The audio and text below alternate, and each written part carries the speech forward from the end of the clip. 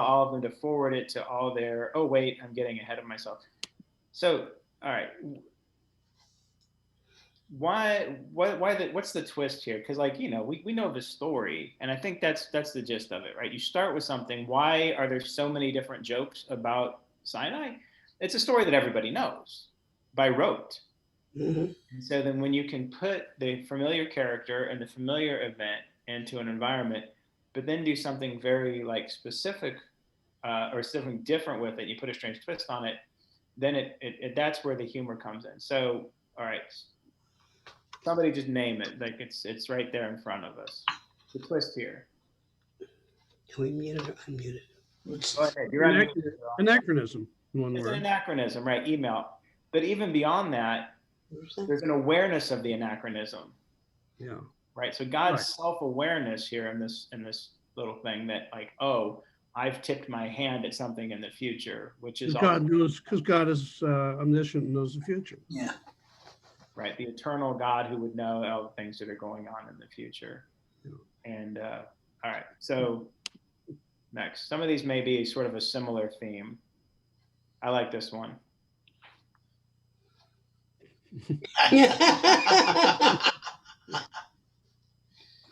Right. It's almost a midrash in and of itself, right? Oh yeah. Right? What would Moses say under his breath when God's trying to tell him what to do? Would be um, to turn around and under his breath go, Micromanagement. yeah, micromanagement. Yeah. Um, it's interesting how both of these, the speech is God, right? Um, that we haven't heard Moses talk yet, except for we kind of have an idea of what he might have said. Um, who would be an acceptable audience for these? Are these specifically Jewish yet? Not necessarily. I mean, this is a universal story. I don't. Christians know the story too, and or people who are not religious at all. But we're all raised in this culture where the how many people have seen the movie, I think it doesn't have a specific Jewish. One Jewish twist on it too is that not only the Ten Commandments but the 613 commandments. That in many ways, if you're Orthodox, your whole life is micromanaged by the commandments. Right. Here's the other thing is that we've all been told that Moses was very straight, right to the letter, and here he is cracking jokes about God, which is totally not what complaining about God. He's in the, how do I say it? In what you think about when you think about Moses. There's a rebelliousness to it, actually. Yeah, there's another side. We're being exposed to another side of Moses that we don't know. Yeah, and the facial expression almost looks like, oops, caught. Yeah. Yeah. It's the stage you're caught in the act. Yeah. Yeah. Yeah, but so we're still not quite to anything that's specifically Jewish humor, but it certainly appeals to us because we have multiple holidays that deal around Moses and the Ten Commandments. Even though Passover isn't explicitly about the Ten Commandments, it's part of Dayenu, Revelation, and it's still part of the narrative that we tell. So, there's a particular appeal because it's part of our holidays as opposed to just passing humor. So it also does one other thing. It shows us the idea that Moses is not God, is godlike, but he's got a humanistic side. Right. Yeah. The servant, the loyal servant who has his moments of cracking. Exactly. Cracks too, by the way. It comes up frequently. I like this one. This is my favorite, I think.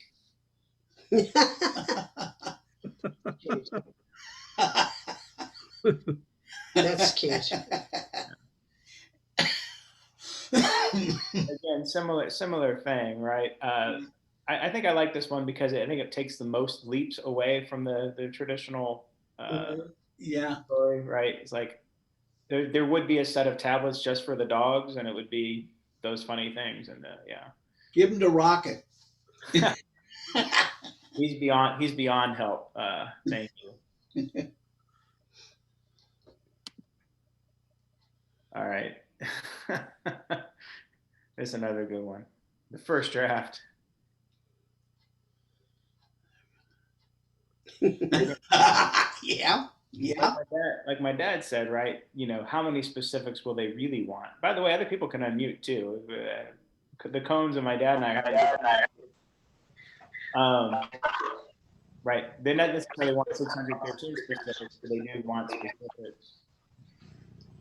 But it's also part of the critique over and Torah law and things like that. People say, "Oh, isn't that just, don't we know? Isn't that just in the culture that you should be nice to each other? We don't need commandments to do that." And here it is saying, "Well, try it. No, that's not going to work." Then on the flip side, I don't know if the author or the artist would have known this. What is it that, Philo stands on one foot and basically says what's on that first tablet? You're echoing. That's coming from somebody else's computer. So somebody's unmuted is getting an echo from my voice. So I may have to click mute all and we'll unmute another time.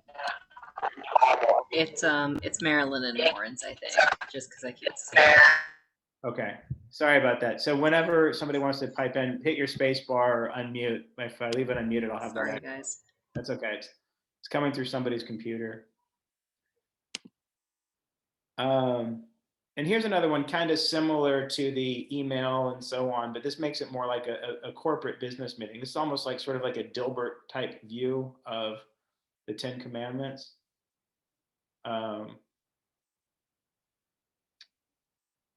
I kind of like the idea that if anybody has any feedback. So I don't know if that's for a Jewish audience or not, but so like a Jewish trope on this, if we were to think about Jewish style of humor, would be to say, if you ask for feedback, you're going to get a lot. It's like the classic joke where the waiter goes up to the women at the deli and he goes, "Is anything okay?" That's comparable to what you're going to end up with here. He's going to say, "Here's the 10 Commandments. If you have any thoughts on it, just get back to me." And as we know, we have just loads upon loads of commentary on everything in the Torah. So when you invite feedback, you're going to get it. It's egalitarian also. Yes, it is. Well, there's at least one woman in there. Why else did you say it's egalitarian? Just because there's a woman involved? Yeah. Okay. There's actually a woman towards the back, I think, too.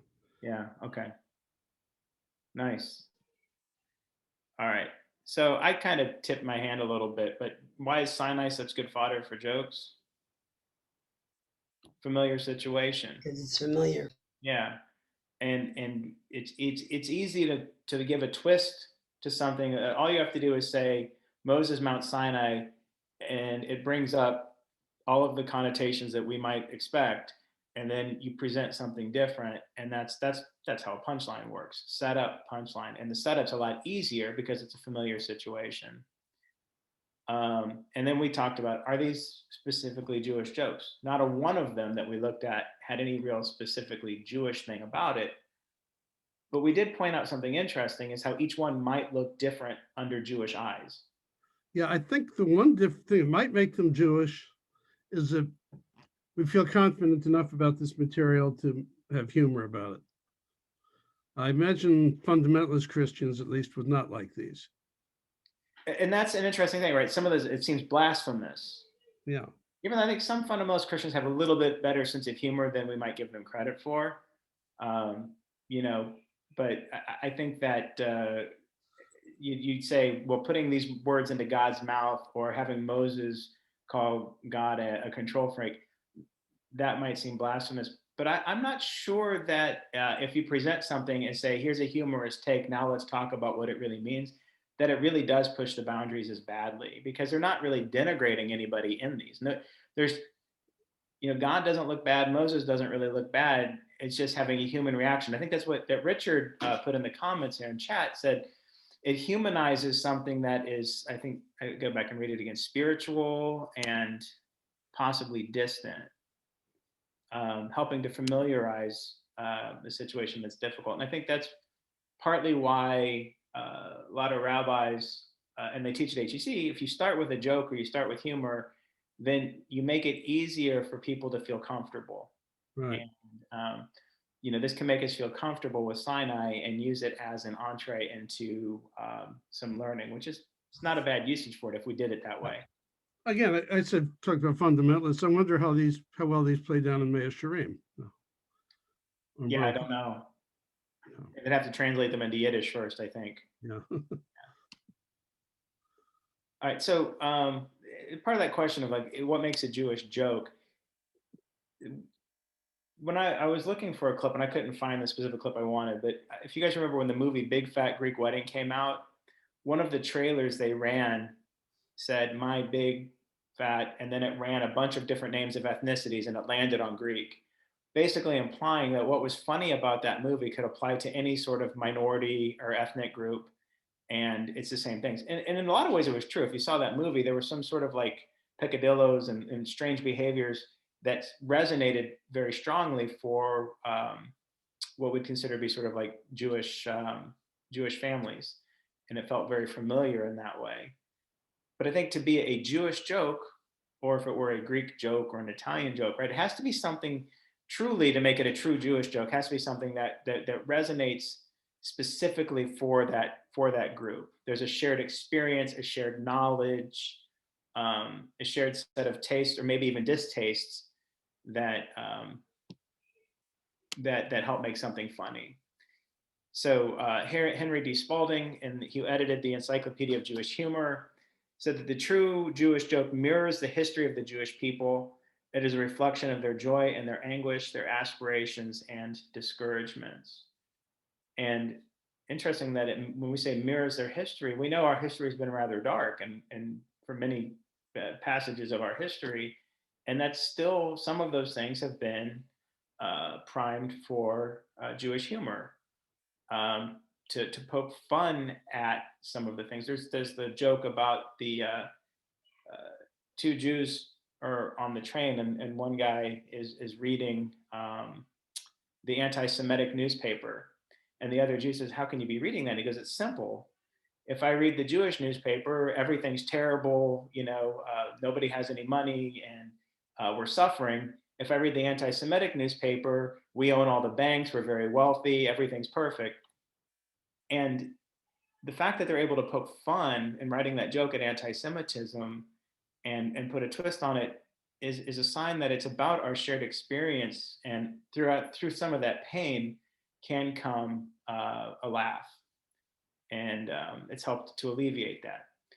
Some of it is also our great history, the immigrant experience of us achieving. One of my favorite examples of that is the first Jewish president is being inaugurated, and his mother's out in the audience crying. And you've probably heard this one, but I'm going to say it again. The mother's out in the audience crying, and somebody says, "Oh, are you going to be okay, ma'am?" And she goes, "Yeah." "You see that little boy up there?" And she goes, "Yeah." She goes, "Yeah, his brother's a doctor." Right? The upward mobility of Jewish people and the expectations is also part of our shared history and our shared culture.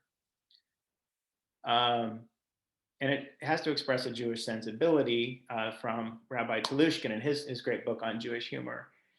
The pressure to be a professional is part of the Jewish sensibility. The exaltedness of lawyers, doctors, and sometimes rabbis in the eyes of the Jewish mother is part of our sensibility. And it's also those subjects that get a disproportionate attention. Financial success, anti-Semitism, assimilation, those are all real significant. And things that can induce anxiety. I know if you were in my dad's session that he just taught, that song about the Shiksa goddess was all about the anxiety of of what he felt in the relationship that he was desiring to be in. And that's really a specifically Jewish experience. Could other cultures have a similar response? Sure. And it's also poking a lot of holes in the standards that we set for ourselves. Saying I think it's a really pointing out the absurdities of those obsessions.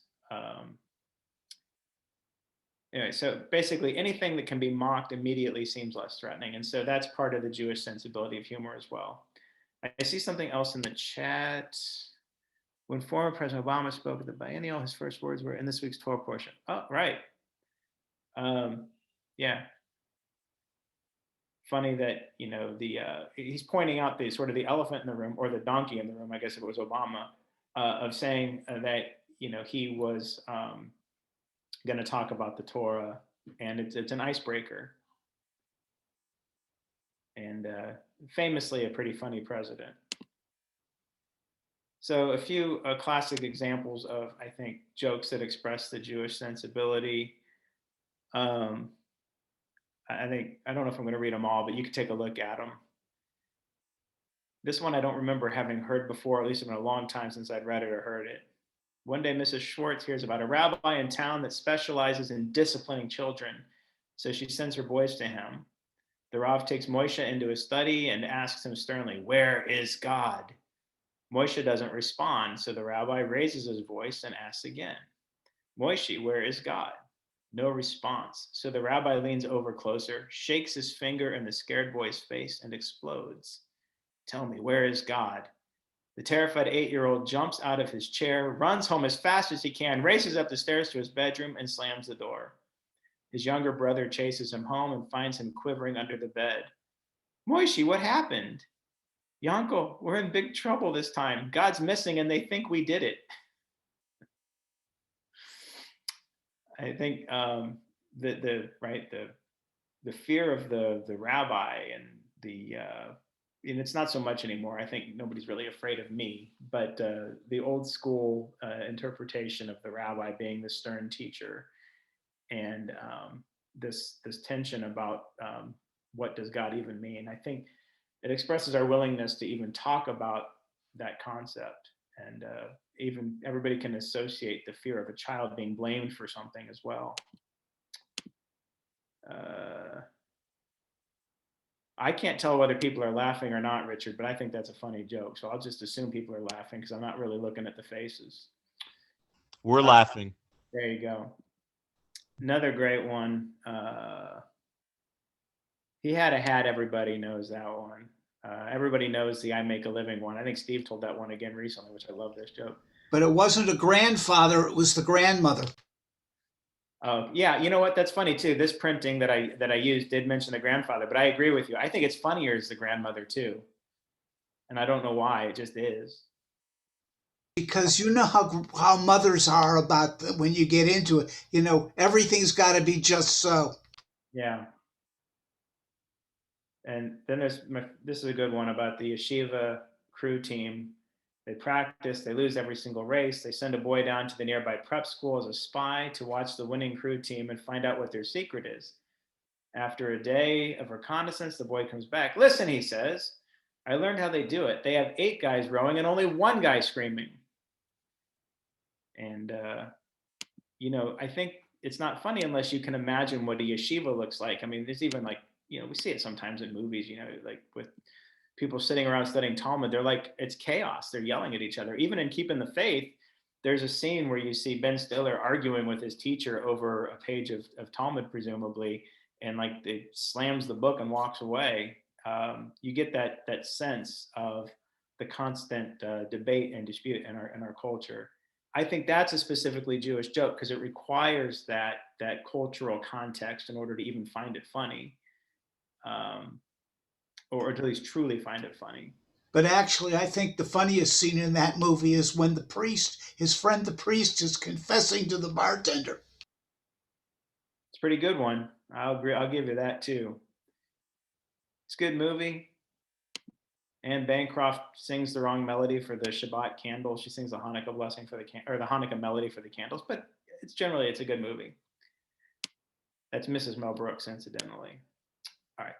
So I mentioned before about a lot of times Jewish humor is dealing with that history of pain. And in The Haunted Smile, which is a great book about the history of Jewish comedians in film and on stage, he says, you know, it's about triumph and success, but it's always tinged with a bit of sadness. You know, like Jewish music tends to be on a minor key, right? It's always tinged with that sort of hint of sadness and a memory of the old world, um, haunted by the Jewish past, by deep strains in American Jewish life, with that desire to be accepted and a worry about our culture disappearing. And right, we're interrupted by hate. And he suggests that too often that Jewish audiences use the laugh to hide the shudder. It might be overdoing it a bit, but I think also the more and more generations that we get past the immigrant generation, some of that wears off. Incidentally, when I teach Jewish, I try to teach. I don't really do it much anymore, but I've tried to teach Jewish humor to like groups of teens, and they don't have the same any of this cultural context. I'm not Yeah. sure why I had it as a teenager, and I know a lot of my friends did. But now, even from to Eden's age, most of these jokes he would not have really any way of grasping onto why they're funny. So, Jewish humor is going to evolve, and I think it already has. Um, by the way, I was looking at that getting back to the previous one. He had a hat, Yeah. that one.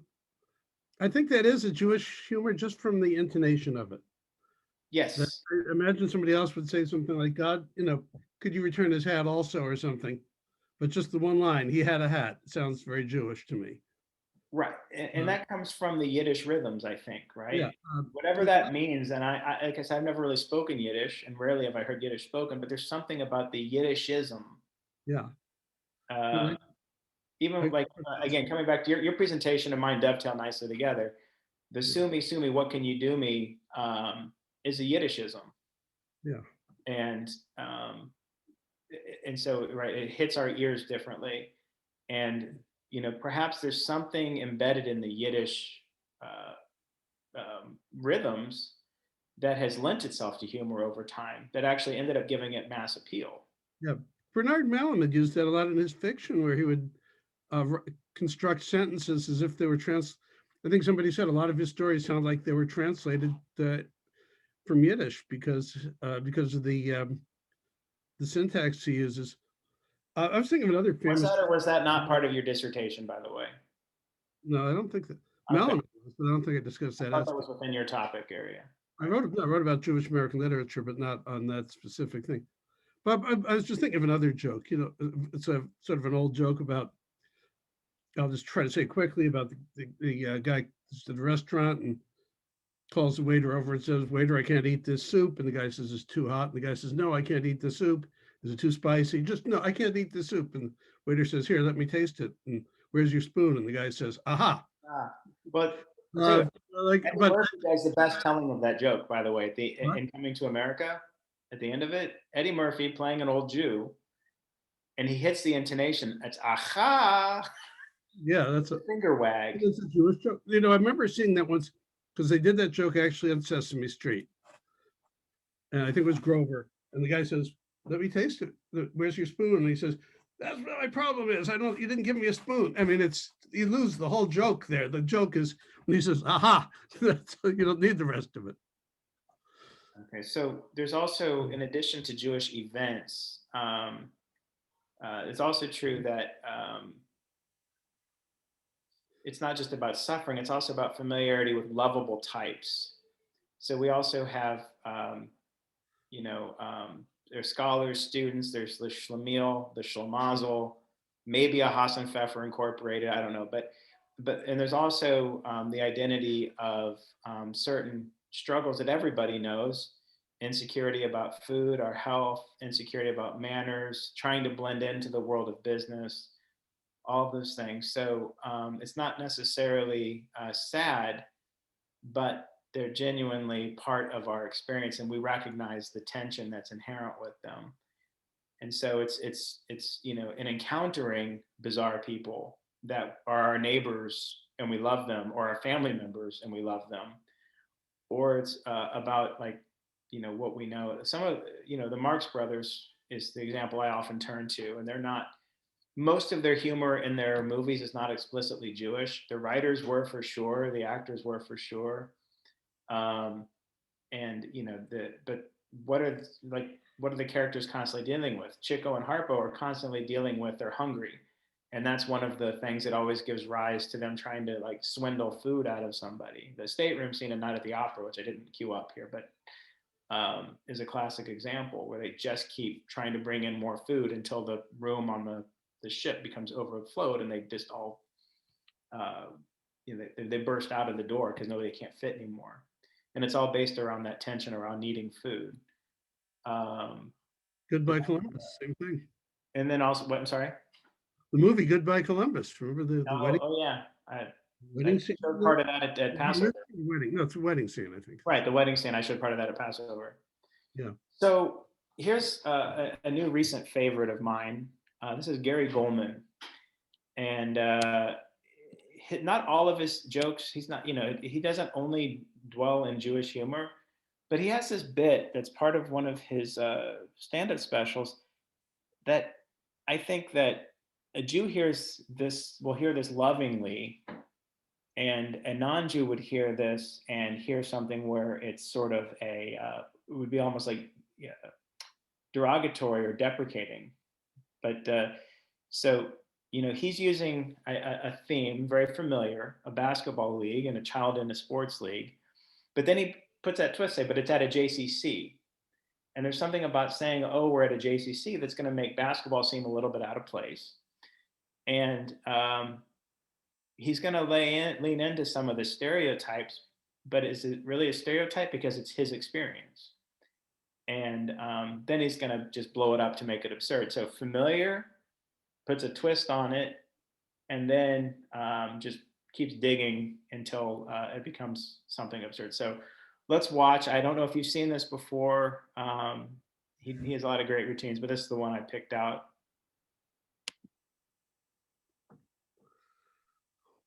I'm a pretty good athlete. I love basketball. That's my favorite. I started off my basketball career in the very prestigious, very competitive, very cutthroat Jewish Community Center Basketball League. The JCC. The JCC was a wonderful microcosm of Jewish thinking, because we're a very cautious group, the Jews, which you can understand. We've been in a couple of pickles over the years. Generally lose everything we have every 65 years, and it's been like 67. So if your Jews are on edge, you'll have to understand. But this goes beyond caution into the realm of lunacy. The Jewish Community Center Basketball League was a league for 12 and under Jewish boys, and they installed collapsible rims on the hoops. There wasn't a kid in the league who could grab net, and yet the rims were collapsible, which is such Jewish thinking. You never know. You never know. Better safe than sorry, Gary. But you better no. You never know. Nah, sometimes you know. There are certain precedents as far as smashing backboards. In the history of the NBA, 4 people have smashed a backboard. Not a single one was a 10-year-old Jew.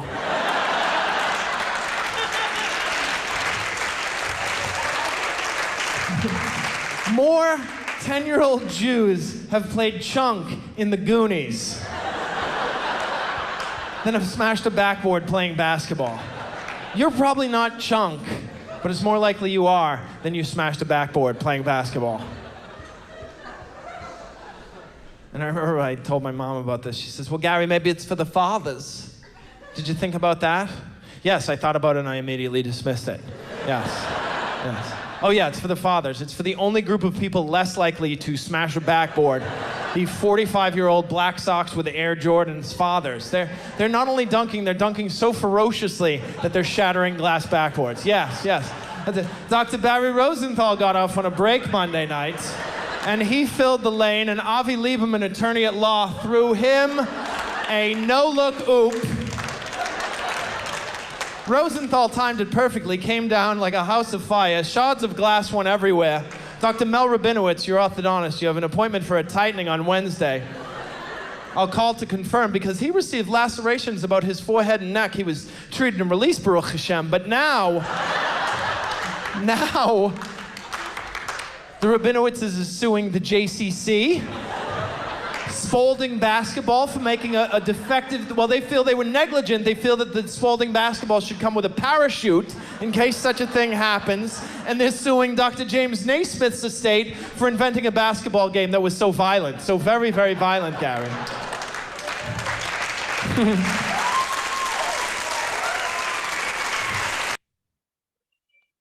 All right. I think it's almost obtainable by a non-Jewish audience. Obviously, he's going to have fans that aren't Jewish. But I think that there's a certain experience that if you ever played basketball at JCC, you know the 45-year-old orthodontist that's wearing black socks with basketball shoes and probably not getting up to dunk. So that's when he then takes it and says, I'm going to mine this for gold and keep digging. So I'm just curious, did you guys like that? Or, there's something about the stereotype of the Jewish mother that puts some people, makes them uneasy. Absolutely hysterical. Yeah. He has a bit that's a tag on that, where he actually will talk about the difference between Jews and Christians and Jewish guilt. And he says, he said, Christians have a devil and angel on their shoulder to help them make decisions. That's why they have such good posture. And he said, but Jews, we just have, thousands of our dead relatives, each of them with suit breath, talking to us, judging our every move. Rabbi, you know what else is good about that? Is the reference to the Jewish mother. That helps make that whole story. Sure. And it's familiar. Some of us have that Jewish mother, some don't, right? But it's also her rationalizing why the JCC would have done what they did. That's also funny because that's something my mom would have done. I don't think we would have had to explain to her what a breakaway backboard was first, actually.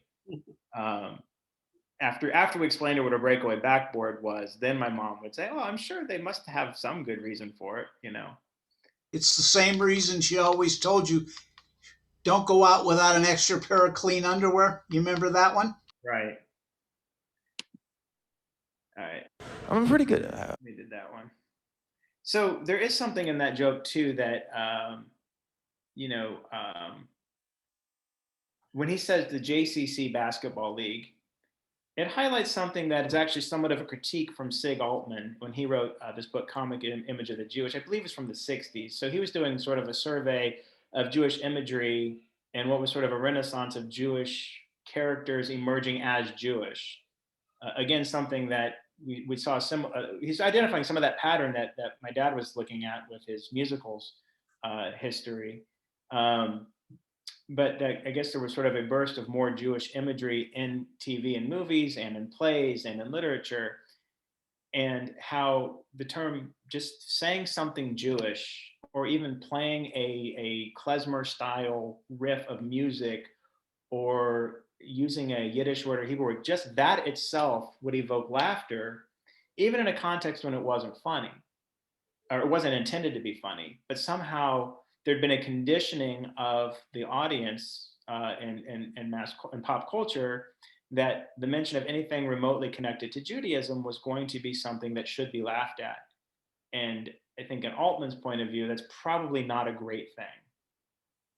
It's okay to poke fun at ourselves, but it's also something where if your identity is somehow something of mockery, then it's something that maybe we should be looking at. I think that's part of his thesis.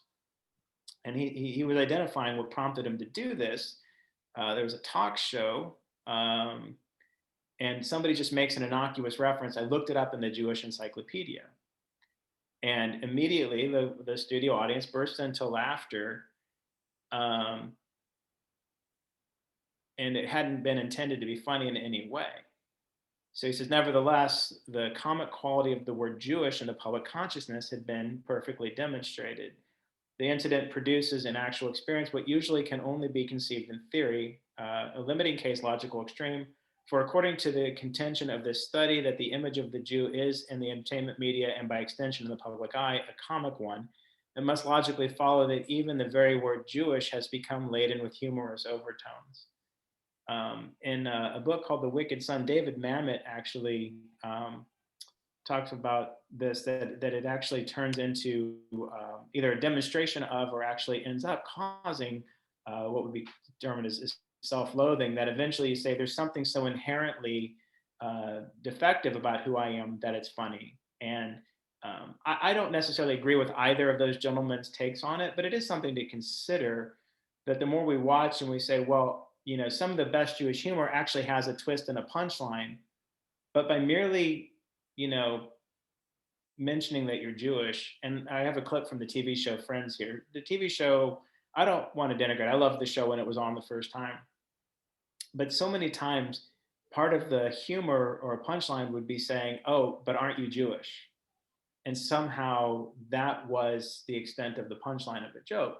And we see that a lot. If you were to watch enough sitcoms and things like that, where just mentioning Judaism somehow then causes tension and creates a laughter without doing the work of actually putting the twist on it.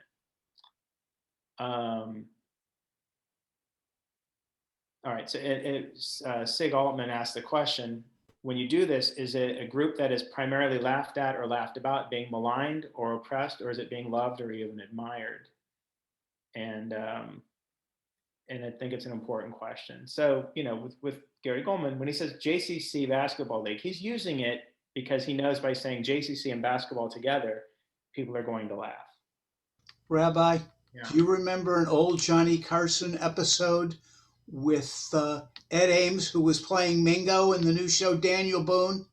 And he was asked what does he had to do for the role. He said, I had to learn how to throw a tomahawk. So he said, well, Carson says, let's see how you do. And they bring out a guy standing there holding a gun in his hand, and he says, now disarm him. And he throws it, and it lands right between the guy in the cardboard legs. And Carson goes crazy and says, what are you playing, a frontier rabbi? Well, that's even funnier because Carson is so not Jewish, right? His entire, right? Yeah. He's not a Jewish sensibility in his humor or his style. So by him mentioning the rabbi actually elevates the comedy on that, I think. When a non-Jew demonstrates an awareness of Jewish culture to a Jewish audience, that's kind of funny. Or they randomly blurt out something that's Yiddish, like even oi, can be played that way. So I want to say this is a famous episode of the show Friends, where the show, I wouldn't say it was critiqued, but it was often pointed out that some of the characters were obviously Jewish, not just because they're played by Jewish actors or actresses, but by their names and their culture, or the fact that their dad was played by Elliot Gould. That the characters have a very strong Jewish identification, if not identity. And then when it was convenient for a gag, then they would kind of say, well, let's bring out, Ross and Monica's Jewishness now. And it comes into this episode where it's a Christmas episode. And Ross, whose son is, he's Jewish. His ex-wife is not Jewish. And they're working through Hanukkah, or through Christmas and Hanukkah. And Ross wants to dress up as Santa, which is an inherent tension, right? But he can't get a Santa costume, and we end up with what we're about to see, the holiday armadillo.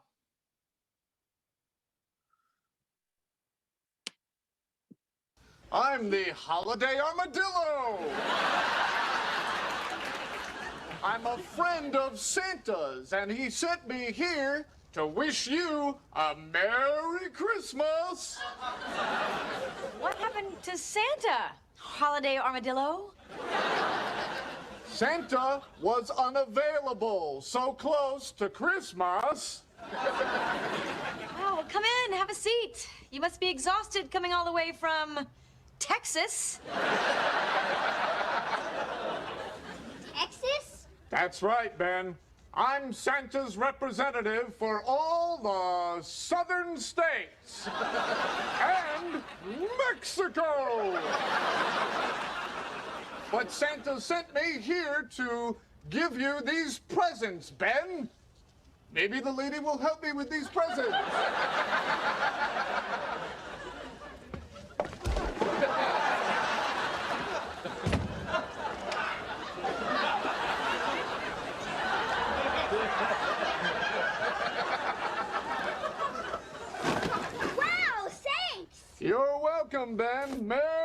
Christmas.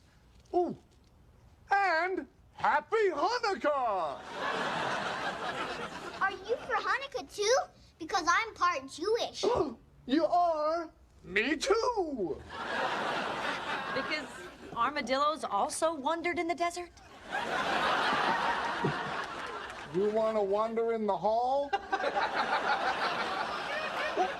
Hey, Ben, what if the holiday armadillo told you all about the Festival of Lights? Cool. Yeah. Come on, Ben. Years and years ago, there were these people called the Maccabees. Oh, Merry Christmas! Santa! Hey! What are you doing here, Santa? Well, I'm here to see my old buddy Ben. What are you doing here, weird turtle man? I'm the holiday armadillo, your part Jewish friend. You sent me here to give Ben some presents, remember? What? Did you bring me any presents, Santa? All right, I want to fast forward one little bit and show kind of what happens.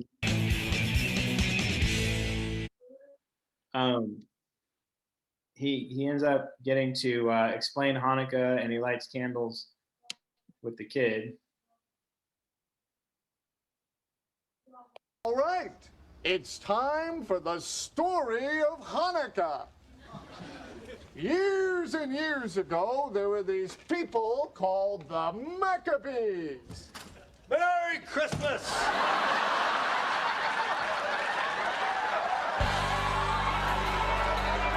The miracle was that little bit of oil that should have lasted just one day burned for 8 whole days. That's right. And that's why we celebrate Hanukkah today. The end. Awesome. Yeah. My favorite part was when Superman flew all the Jews out of Egypt. The armadillo was actually not so thrilled about that part. Okay, Ben, it's time to light the Hanukkah candles.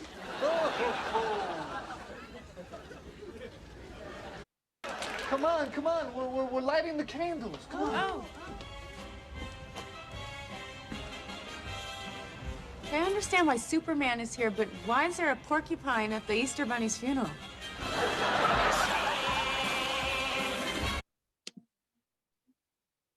All right, just curious what you guys thought of that. It's kind of funny. It plays on the tensions of the Christmas Hanukkah thing, but some of it is a little bit just saying there's something inherently odd about Jewishness that he ends up having to dress like an armadillo just to teach his child to love Hanukkah, which is in and of itself a little strange.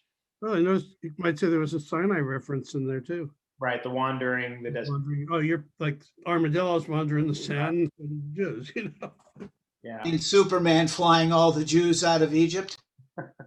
Right. And, you know, we kind of started the day with Superman and we're going to end with Superman. So I think that's appropriate too. And then we got back to Fiddler. It was also kind of interesting that they opted for the Fiddler song when they're lighting the candles. Because everybody knows it. Well, everybody knows it. And they say, well, it's going to be our one nod. Unrecognizable. Huh? They also mentioned the Easter Bunny at the end.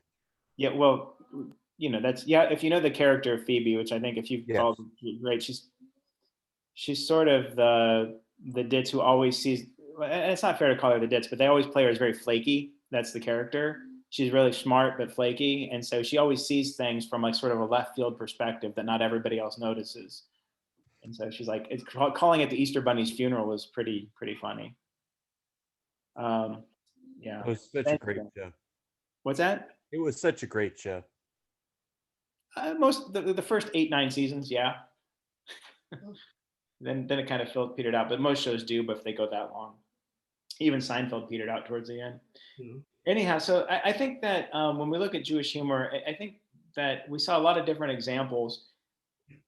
The best Jewish humor is done from a place of actually like appreciation and love. And if we're, making light of something, it's because we care about it. If we're making a joke about tradition, it's because we love it. Arnold Eisen, who is the chancellor of the Jewish Theological Seminary, wrote about Purim, saying, how great is Purim? Because on one day we mock the Torah to show how much we want to submit to it the rest of the year. You mock it because you love it. And so when we're actually saying Jewish humor, we're taking our experiences, our knowledge, our family, our community, and identifying what's familiar, giving it that little twist, but loving that twist with all of our hearts. And I think that's what makes Jewish humor and the sensibility of Jewish humor so great. And I'll stop there. Thank you so much for this great day. It's been a long day. Again, thank you to Lily for everything that you did to help put this together. And thank you to all the presenters if you're still online. And thank you to you for being here. I can't promise we'll do the same thing next year. Hopefully we'll be in person doing something for Shavuot. But I definitely want to keep the tradition of learning going. And maybe— Thank you, Rabbi and Lily. What's that? Thank you, Rabbi and Lily. Thank you. Thank you, Mitzvah congregation, for being the best congregation in Chattanooga. Thank you. The best congregation served by me as a rabbi. All right. Thank you, everybody.